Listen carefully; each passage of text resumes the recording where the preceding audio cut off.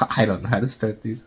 Hello everyone, I hope you're all doing great and I hope that God is protecting all of you. My name is Mitra from Kampala Uganda, East Africa. and currently living in OH. Ohio, Oh. Ohio, United States of America. So, first of all, today is St. Patrick's Day. That's Today's the why day. Honey and I are Repping the green. We're rocking green and yeah, do we say happy Happy St. Patty's Day. belated? Well, today's the day, right, or no? Today is the day, but they're going to watch the video Oh, later. Happy belated, yes. Yeah, belated happy St. Patrick's Day. But we love you so much. We missed you. We feel like we've not updated you in a long time. But yeah, we love you so much. You're always at heart.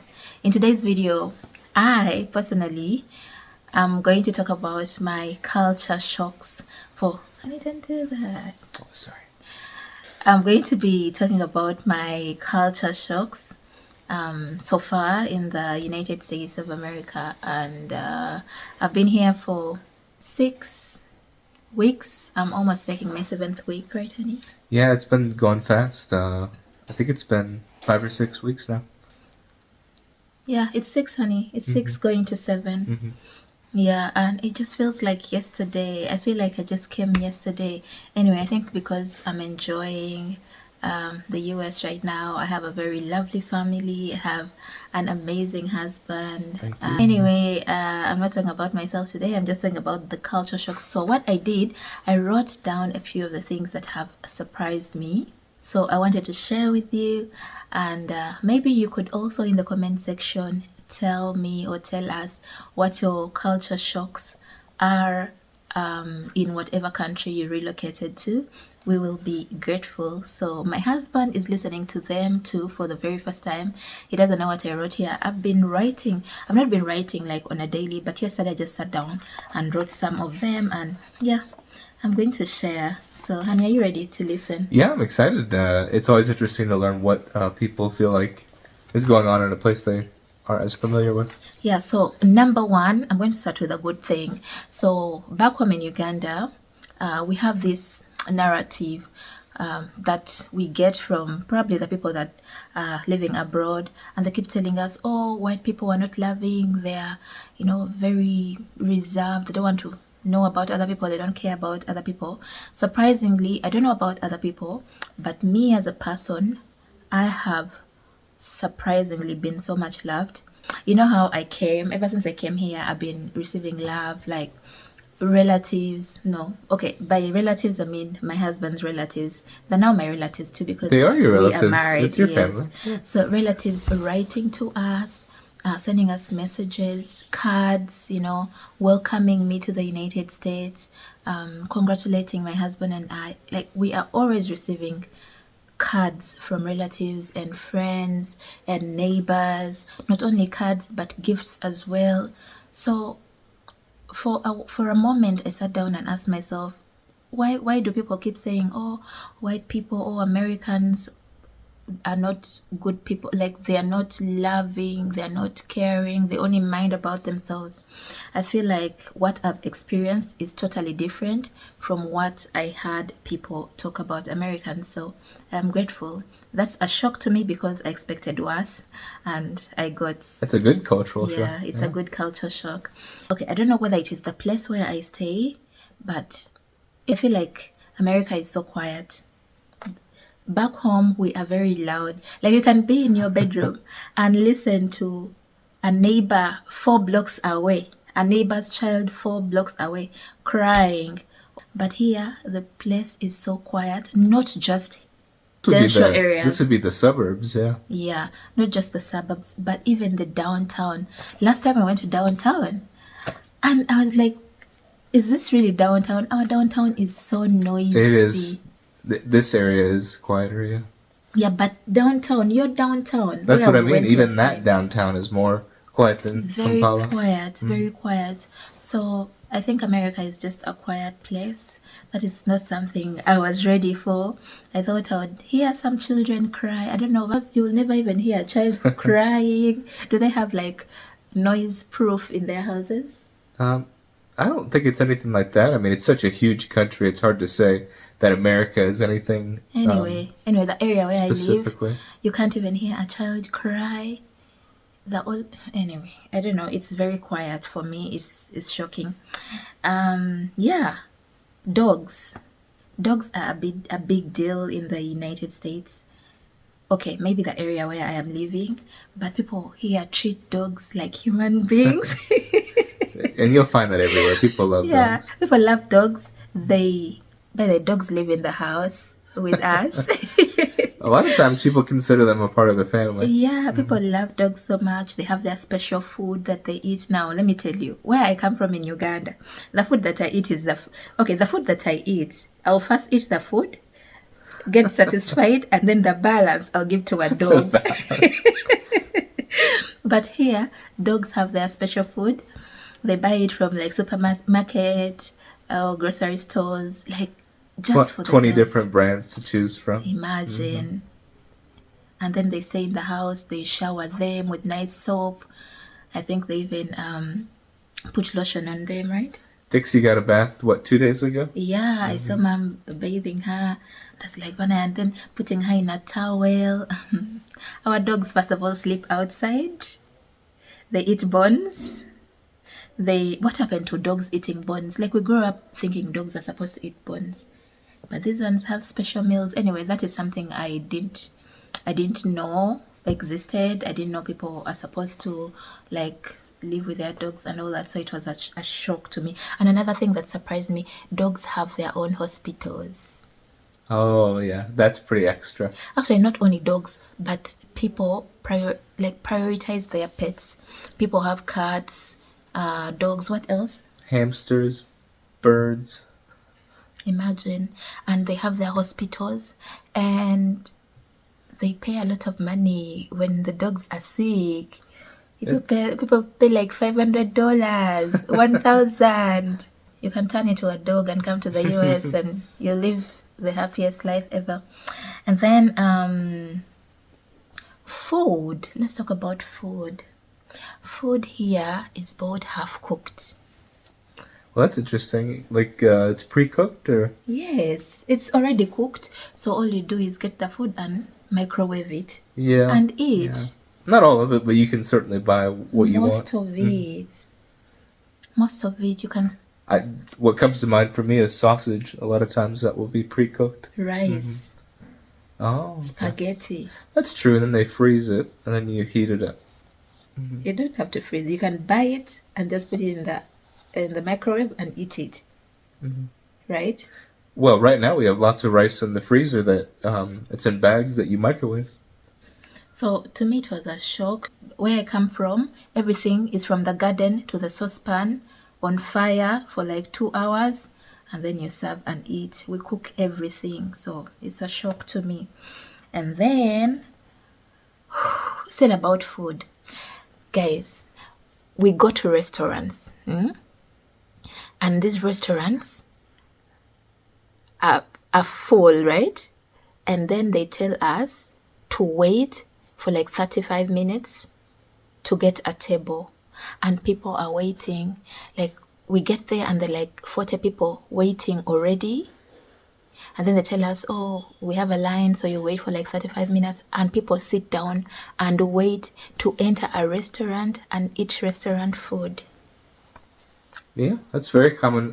Waiting on a weekend is what you should expect. Weekend, I went with mom on a Tuesday, on a Thursday, on a Friday, and people were waiting. I don't know, I've never seen this in Uganda. The only time I waited in a restaurant was sometime back, I think 6 years ago, and I think it was Valentine's. I don't even know what took me to that restaurant. Actually, CJ's on a Valentine's Day. I totally forgot. And you know, when you're not in love, you cannot remember those days. So I don't know. I just wanted a milkshake or something, and I had ulcers. Yeah, I had ulcers. So I went to the nearest cafe drivers, and I found so many people. So they told me to wait because I just wanted to sit down, drink it immediately, and continue my like whatever I was doing. That was the only time I waited because there were so many people.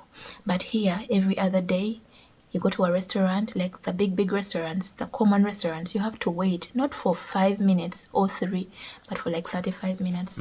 To me, it was shocking. Here, what shocked me is respect goes both ways. Where I grew up, our elders are the ones who want respect. Like omkulu tasovia, I don't know if someone can translate that. The family I came to, like everyone can do anything. Anyone can go to the kitchen and cook.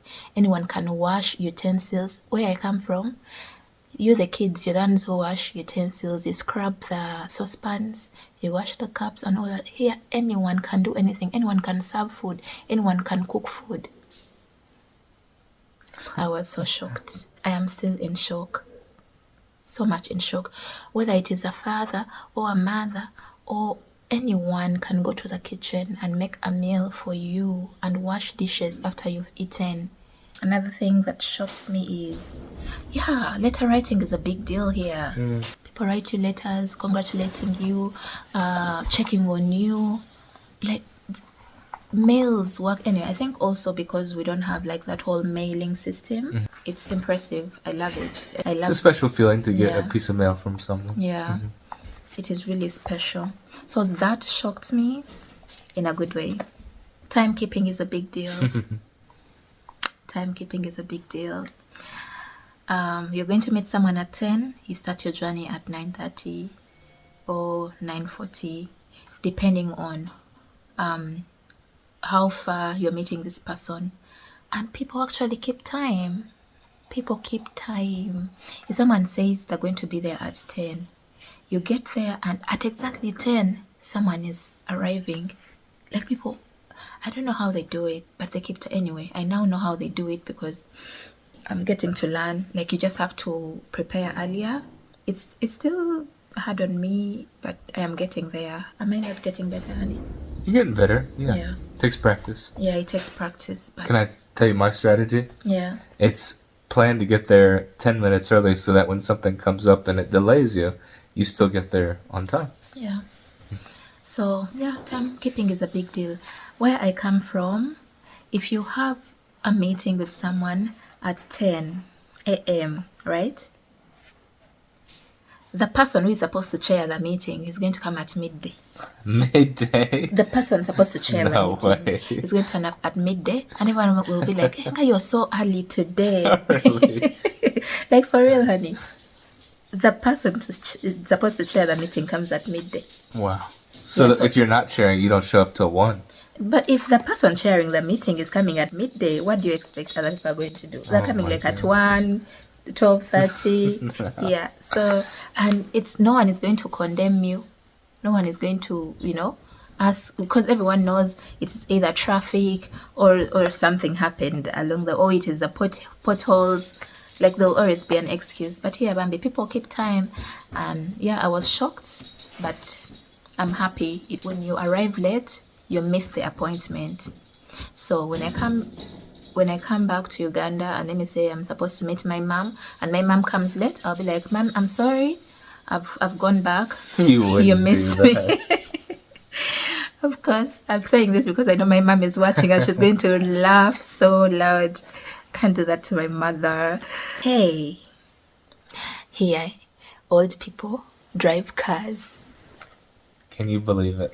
Old people. You see how my grandfather is? Like, the way he's old. If he was in America, he would be driving. It's actually a problem. I don't think there should be as many old people driving this side. It's a shock to me. Yeah. Like, old people are driving. Dixie! Come here. I'm telling you, you thought I was lying. The dog is in the house.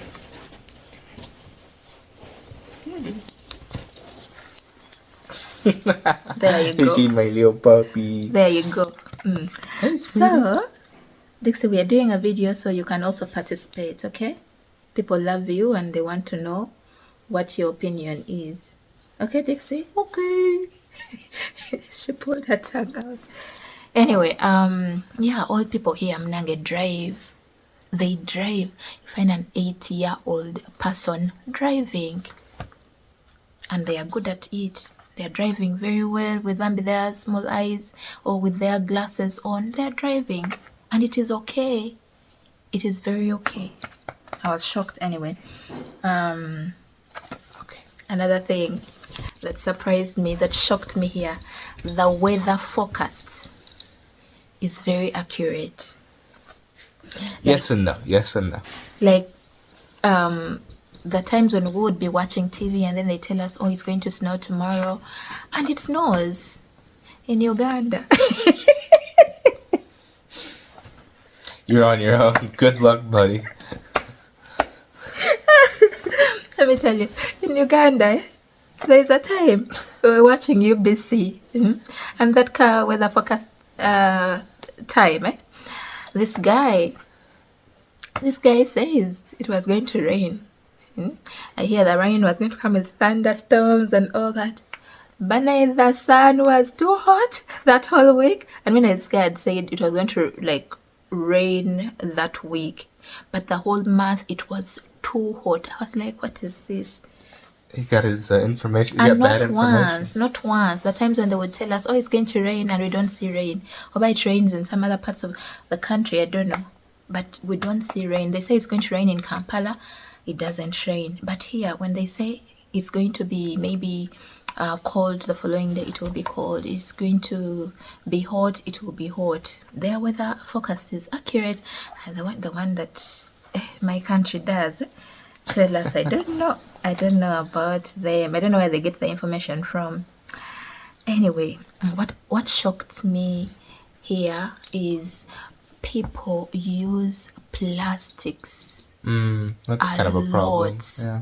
In the restaurants, at homes, people use plastic a Yeah, lot. too much. And anyway, I've not yet gotten used to that. Like people using plastics, especially in the restaurant. They'll serve you food. Like the food looks nice, but it's on a plastic plate, you know. And there is a lot of like, even when they are packing, they pack in the plastics. Oh, They it's call them crazy. They'll put bags, it in a plastic box boxes. and a plastic bag inside of a paper bag. Yeah, it's just too much. Why do you think that happens? Oh, I don't know. It's just wasteful. It's kind of part of the culture, unfortunately. Or maybe because people don't want to wash a lot.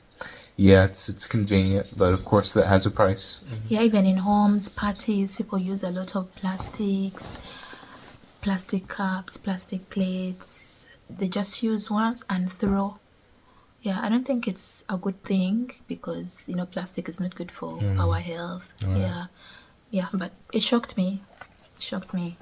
Some people don't know their neighbors. It's shocking. Yeah, it's common. Yeah, it's shocking that some people don't know their neighbors. And sometimes you might find, this neighbor has been around for like 10 years, is it? Or like 5. You could live next to somebody for 10 years and probably not know them very well. Now, let me tell you where I come from. Like a neighbor will, like you'll get a tenant or someone will buy a house next to where you stay, and everyone will want to know who is that person. Are they married? How many children do they have? And then before you know it, maybe your mother will just pretend like she's walking around like hello, like to just say hi to them and get to know them. Like we are that, I don't know, I don't want to say, I think it's welcoming. We are welcoming. Like we want to know everyone around us and know, do they have children that we can play with? Yeah, what's Do this they person have- about? What is this person about? Hey, I'm Nange. People only know people that they want to know. They don't know everyone. Like you can be on a street and maybe someone knows only like 2 houses or 3 houses, and the street has like maybe 20 houses, Yeah. and they don't know the rest of the people. I think that is not good. No, I don't think so either. It's good to be connected with your neighbors. Yeah. Hey, this one shocked my entire life. Children in this country don't walk to school. Whether they're in university, whether they're in high school, college, they don't walk. Like their parents drive, go pick them, drive, take them to school, and then pick them from school. Morning and in the evening, right? Yeah, to the defense of America on that one, the schools are kind of spread out, so it would be tough for a lot of kids to walk if it was real far away. But some do, but Probably not as many as Uganda. No. Now let me tell you, honey. Let me tell you guys. Most of the like students go to schools that are in the area, right, honey? There is a school next to church, and I'm very sure like the kids stay around because most of the kids go to the school that are around in the area, right?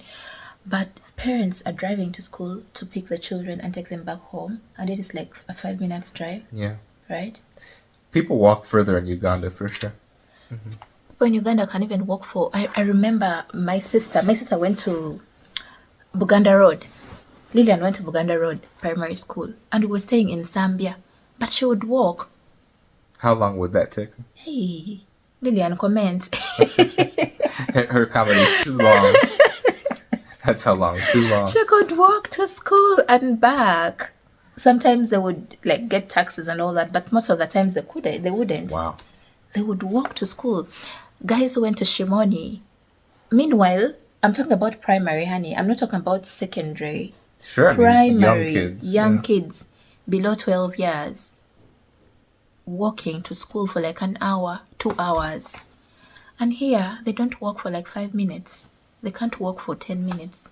It was shocking to me. I felt like these kids, I think, are being so much pampered. It's either the government or their parents are really pampering them because we really walked a lot and it really helped us with exercising. Yeah, being self-sufficient. And also taking care of yourself because, I have to wake up early and start my journey to school and I have to make sure that I'm at school by this time. Yeah, I have to be safe as I'm walking to school. Exactly. It helps you know how to take care of yourself at a younger age. Yeah, so that Manang surprised me. Parents, American parents, if you're watching, start letting your children walk. It's good. Food is more expensive. I don't know why food is so expensive in the US. Yeah. Very expensive. But surprisingly, when you go to a restaurant, they give you too much food. A lot of food. Yeah, big servings. Why? Americans are fat. They're watching you.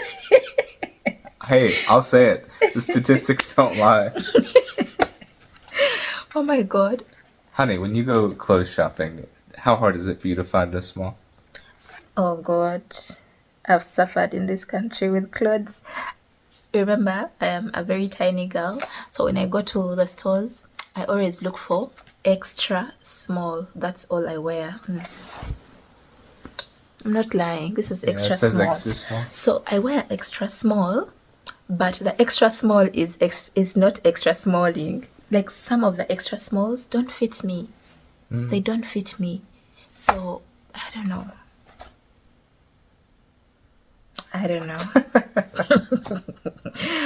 Okay, another thing that shocked me is here when parents retire, American parents, when they retire, their children don't come to live with them or don't take them to their homes to live with them. How? That can get kind of sad when people abandon their parents. Old people are living alone.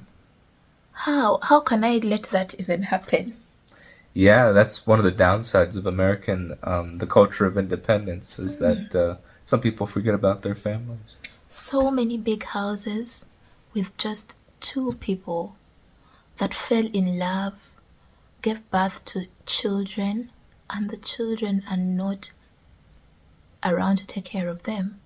Like probably some of them don't even like visit. Like it's just maybe on phone and mailing, right, honey? Yeah, just like a Christmas card or something. That cannot happen where I come from. No, and that's not how we operate here. You know that their household is no, very our household is different. lovely. I'm talking about some of the people that I have interacted with ever since I got here, and it's sad to see that 2 amazing people that gave birth to you, maybe you're like 3 or 4, are living alone, and you guys are also somewhere enjoying, happy, and your parents are getting old. I feel like when parents are getting old, they need us around. They need the children around, grandchildren around, and that makes them healthier, stronger, But most of them are abandoned. They live alone. You see two old people driving, doing things on their own, things that you would expect their children to be doing for them. That's sad. To me, I feel like that is something that maybe Americans should work on. Yeah, I agree. Yeah, back home, even before your parent retires, he or she knows the people that are going to stay around her or him, you know? Like, we have so many people that will always come around, be with you. Like, I just don't understand how parents are all alone by themselves, far away from their children.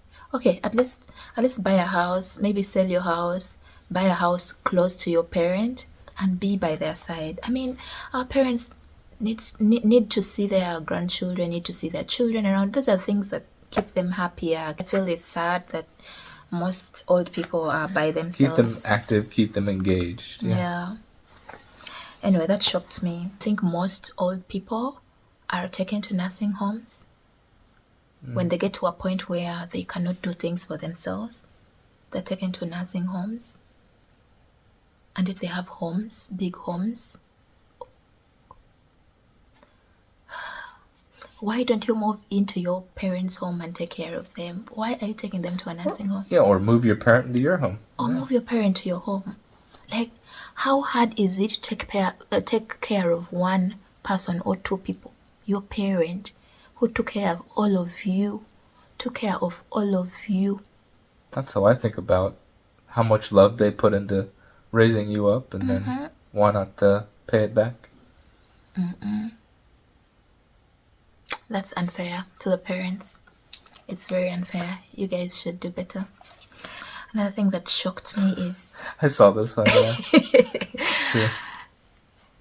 Americans. Who writes your recipes? I mean, why is sugar in every meal? Why? Second or third ingredient in In everything. every meal. Like, you go to a restaurant and like, okay, am I eating an egg? Why is it sweet? Like, there is sugar in almost. Baby, Yes, honey. we went to that soul food kitchen a couple weeks back, and that chicken we got, Oh, Jesus Christ. it was so sweet. It's like they got a whole kilogram of sugar, melted it, and poured it into that was it chicken or beef? It was chicken. It was too much. What? And people are buying it like crazy. I didn't even eat a half of a quarter of the food. It's like, this is too much sugar. Most of their foods have sugar, and then on top of that, there is always a dessert that is very sweet on top of that sugary food. Breakfast can be really sweet. Yeah. Anyway, I come from a country where we put salt in food, and that's all I've been knowing. I didn't know. Okay, there are some foods where you'll put some sugar, but it's not supposed to taste in the food. I don't think it's like the main thing. Yeah. Like, you don't usually put sugar as something that you really taste. Like posho, for example, it's not sweet. But you don't have posho. No, I'm saying about Uganda. Yeah, about us. Beans are sweet. Why should beans be sweet? Beans are supposed to be Sweet salty. baked beans, yeah, tons of sugar. Why should fish be sweet? Anyway, that shocks me every other day. At home is not really a thing, but when we go to the restaurants, makes you wonder. Another thing that shocked me is here, partners, loved ones, married men and women consult their partners before making decisions.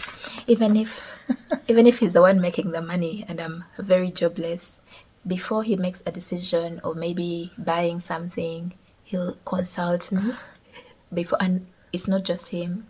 I've seen it from his parents, his friends, like the people that I've been meeting. Like, they consult each other. Someone will be like, oh, let me first consult my husband, let me first consult my wife, and then I'll get back to you.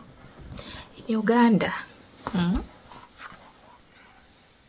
a man will first die for you to know that, oh, he had land in Entebbe. 5 acres of land in Entebbe. He had a mall at around Acacia. He had 16 children from different women. My God. In Uganda, it's different. Ebintu birala muko. Say ebintu birala muko. Me? Yes. Sebantu alamiko. No, ebintu birala muko. Ebidibando tuko. Ebintu Ebiintu. birala Birara. muko. Muko. Yeah, that's a Ugandan saying. See, that's what you have to do. Just slow it down for me. Piece by piece. Uganda, ebintu birala muko. The things, most of the things you're going to know the day that man dies. That's when you know that he had this, he had this, he had this, he had this. Here, people are very transparent. People are very honest. You know, it doesn't matter whether there's nothing like, oh, this one is the head of the family, this one is the tail of the family. No, everyone here is equal in marriage. You know, That's how it should be. and what is his is mine. You know, and what is mine is mine.